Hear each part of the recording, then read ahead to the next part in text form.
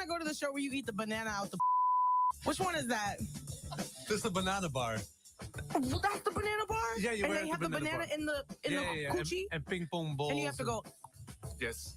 And That's what I want to do. Then you have to eat it. I need my potassium, if you know what I'm saying. My potassium. What's going on, everyone? It's Nina Infinity. Welcome to my channel. Today, we're going to be talking about Lizzo and this crazy lawsuit that has been filed by 3 of her former dancers who worked with her. They filed a lawsuit against her claiming different things. And we're going to kind of cover that because she has responded today. She's responded to the lawsuit, and I wanted to cover that as well. But first, let me lay down what's going on. Lawsuit by former dancers accused Lizzo of sexual harassment and creating a hostile work environment.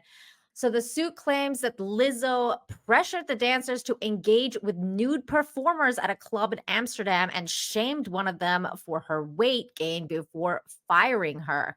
Plaintiff Arianna Davis, Williams and Noelle Rodriguez make numerous charges, including sexual, religious, and racial harassment, disability discrimination, assault, and false imprisonment. This is a crazy lawsuit. The legal complaint seeks unspecified damages and names Melissa Vivian Jefferson, known professionally as Lizzo, and her production company, Big Girl, Big Touring Inc. So that's basically what's going on. The eluded sex act in the Amsterdam nightclub is apparently a banana show. They've claimed that she forced them to do what the video at the beginning of this said, with bananas and strippers and whatever. So that's freaking wild. Okay, that's freaking wild. But I think what's even more wild than that, if that's even possible, is the idea that Lizzo is body shaming anybody that works for her, because, well, we're talking about Lizzo and she always claims to be the standard of beauty, and she claims to be very about body positivity and not judging people for their weight and so on and so forth. The amount of hypocrisy coming from Lizzo, if any of this turns out to be true, is gigantuous. It's massive. It's a big deal because Lizzo claims to be all sorts of things in the eyes of the public. She's very virtuous. She claims virtue all the time, and how she lives her life without shame. Being a woman of her size, she thinks that basically she's the bee's knees. I'm one of those people who thinks Lizzo is actually very talented, and I'm kind of sad. I'm sad that she chose to put the side of herself out there that's very surface, and instead of focusing on her music and her art, she made the conversation about anything else but the music and the art.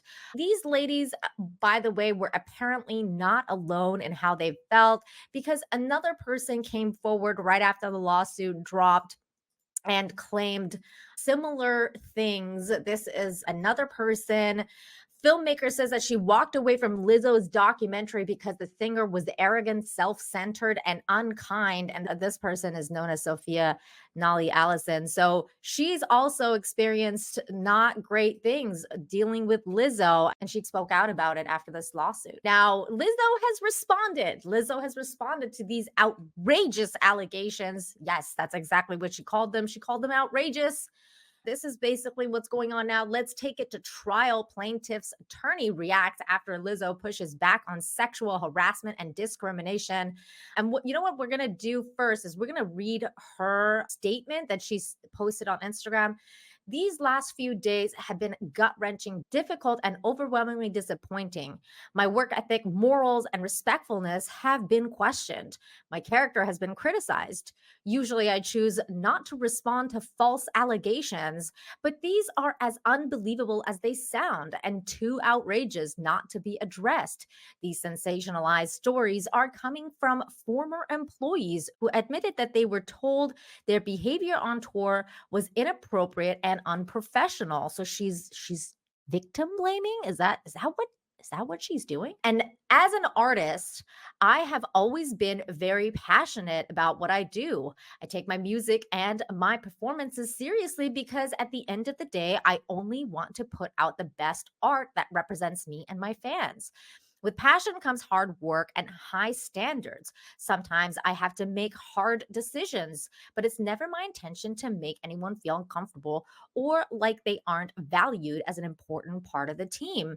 I am not here to be looked at as a victim, but I also know that I'm not the villain that people and the media have portrayed me to be these last few days.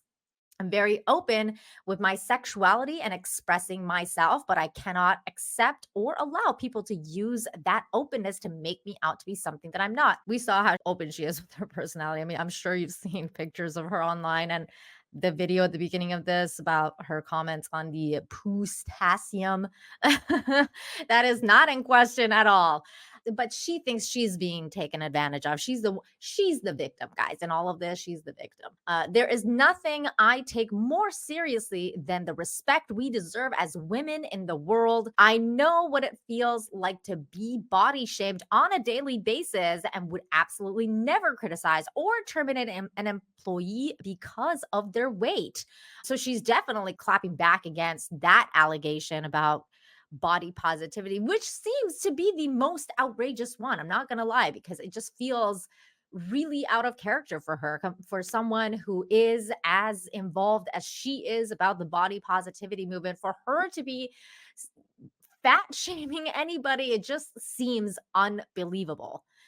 I'm hurt, but I will not let good work I've done in the world be overshadowed by this, because she's so virtuous, guys. Lizzo's virtue will save everyone. I want to thank everyone who has reached out in support to lift me up during this difficult time. Wow, lift me up. I don't think anyone could lift Lizzo up, but hey, look, okay, let's get back on track here. Jokes aside, the lawyers have now responded to this, right? So the lawyers are saying that following the early morning statement online from Lizzo over the so-called sensationalized stories and denying some of the claims, an attorney for Arianna Davis, Crystal Williams, and Noelle Rodriguez say, prove it.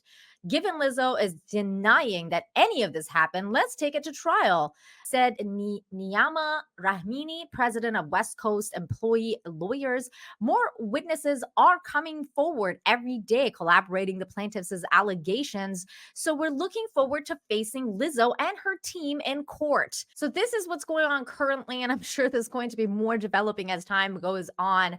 But another video came out from a girl that's filing the lawsuit. It says, playing a bit of damage control. Davis also put out a statement addressing a video that has popped up online of her praising Lizzo. Now, the video in question is this one here, posted by TMZ, saying Lizzo accuser praised singer after alleged incidents. I just wanted to follow in her footsteps. This is the video. Unfortunately, I can't play it for you because TMZ is going to claim the video. But she basically said things like, it's been so amazing and such a beautiful journey. I looked up to her so much and I just want to follow in her footsteps. I just wanted to share with that the Queen Lizzo herself. And, this is her audition tape when she was sending it in. And now the updated thing is that Arianna Davis has this explanation for the video that right up till the last minute, I didn't realize how bad it was and how much I was being taken advantage of. I just genuinely wanted to save my job. This video further explains how much I was trying to please Lizzo.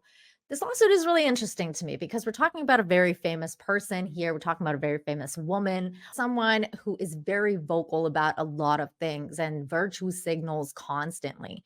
And she's a very powerful woman in her industry in her own right. So I think it's just really interesting when something like this comes out. I was questioning the the amount of things that were coming out about it in the lawsuit. Like, for example, did they have a choice in the matter of visiting the naughty place and doing naughty things with the banana thing? And you might think to yourself, well, they're adult women and they chose to go. And to some extent, I think that's true. I mean, there's personal accountability to be had here. But at the same time, this is the kind of thing we're talking about with people in power and how some people just feel extremely intimidated in their presence. Maybe they feel like they can't say no. at that moment when they're with their company, with their workmates, and they're going to a place and maybe they're feeling like they can't quite say no to whatever it is going on because you got to go along to get along, right?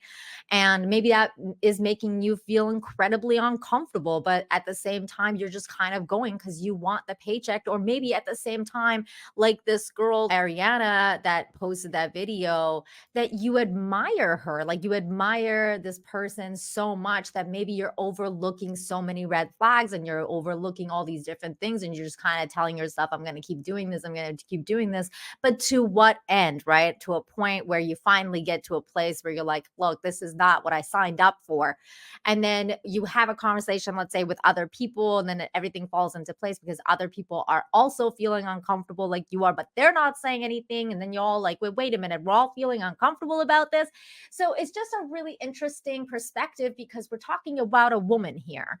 Whereas then usually we're talking about men because we talk about this about the idea that men and quote unquote the patriarchy are always kind of harassing women. I mean, this is what Me Too was basically based on, the idea that men in places of power were exercising their power over women and they were making them do all sorts of things that they did not want to do, even though they were adult women and they basically signed up for whatever it is that they were going to do. Nobody wanted to take any personal accountability. So then we had the Me Too movement, and here we are. I just think it has a lot of the same hallmarks. We're talking about a very powerful woman with very big pull. No pun intended.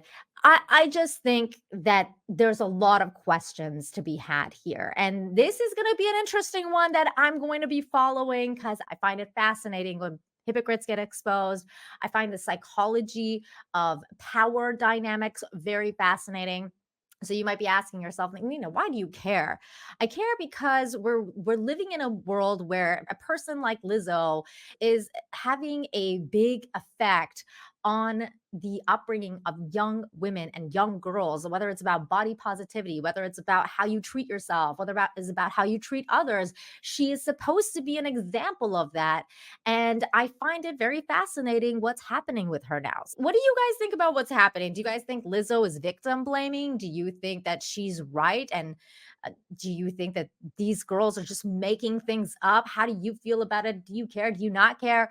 What is your perspective? I would love to know. Let me know in the comments down below. And if you enjoyed this video, make sure you smash the like, share the video, and subscribe if you're new here. And until next time, have a great day. Bye.